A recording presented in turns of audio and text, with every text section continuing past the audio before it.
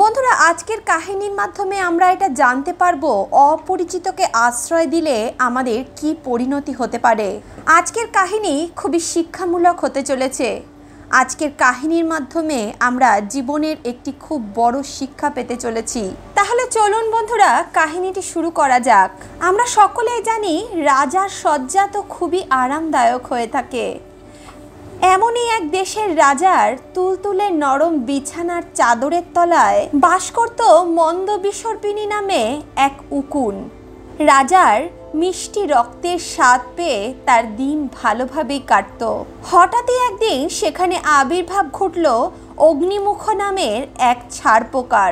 নতুন অতিথিকে দেখে উকুন বলল, তুমি আবার এখানে কেন? জানো এটা রাজার বিছানা।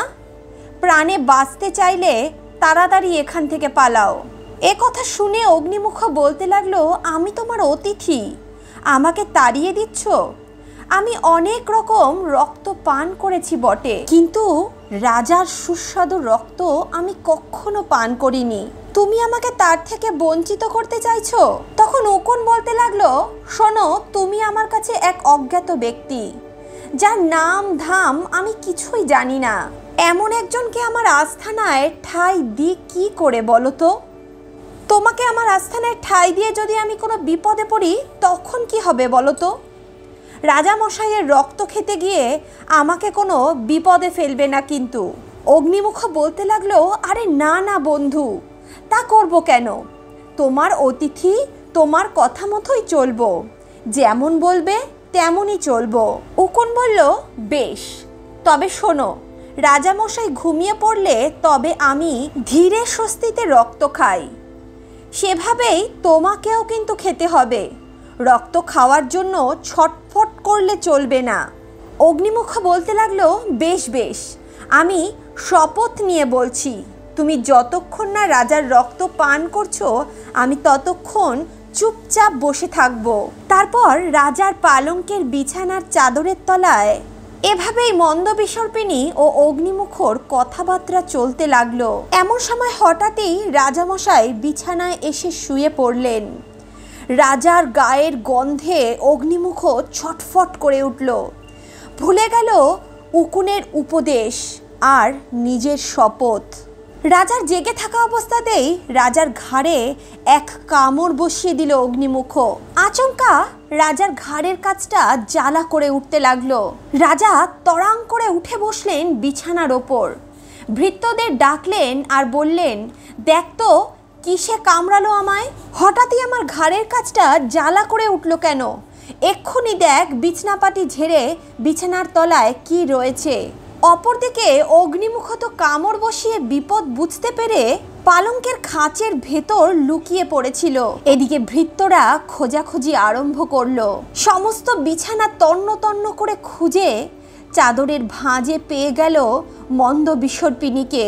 ব্যাস, মন্দবিসর্পিনী আর কোথায় যায়?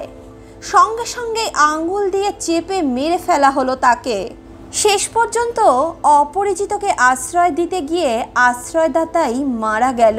বন্ধুরা, আমাদের চলার পথে অনেকের সঙ্গে কথোপকথন বা আলাপ হয়ে থাকে, কিন্তু সেই সকল ব্যক্তিরা আমাদের সঙ্গে হয়তো সুন্দর ব্যবহার করে, তবে পরবর্তীতে এমন ব্যক্তিরাই আমাদের সঙ্গে প্রতারণা করে থাকে। বন্ধুরা, সম্পর্কের 3টি নিয়ম: মিথ্যা বলবেন না, প্রতারণা করবেন না এবং এমন প্রতিশ্রুতি দেবেন না যা আপনি রাখতে পারবেন না।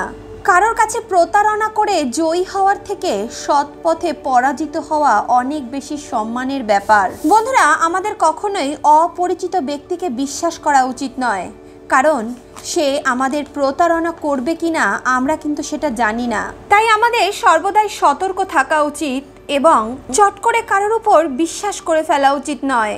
বন্ধুরা, সব প্রতারকই নিজেকে সঠিক বোঝাতে 1000টা অজুহাত দিয়ে থাকেন। তারা এটা আপনাকে বারবার বোঝানোর চেষ্টা করবে যে তারা যে কাজটি করেছে সেই কাজটি সঠিক। তাই সর্বদাই সতর্ক থাকুন এবং অজ্ঞাত ব্যক্তিকে কখনোই বিশ্বাস করবেন না। বন্ধুরা, আজকের এই কাহিনী, আজকের এই প্রসঙ্গ যদি আপনাদের ভালো লেগে থাকে তাহলে অবশ্যই ভিডিওটিতে একটি লাইক করুন। বন্ধু বান্ধব আত্মীয় পরিজনের সঙ্গে ভিডিওটি শেয়ার করুন।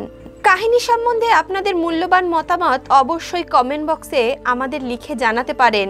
আপনাদের মতামত আমাদের নতুন ভিডিও বানানোর জন্য অনুপ্রেরণা যোগায়। দেখা হচ্ছে নতুন কাহিনীর সঙ্গে।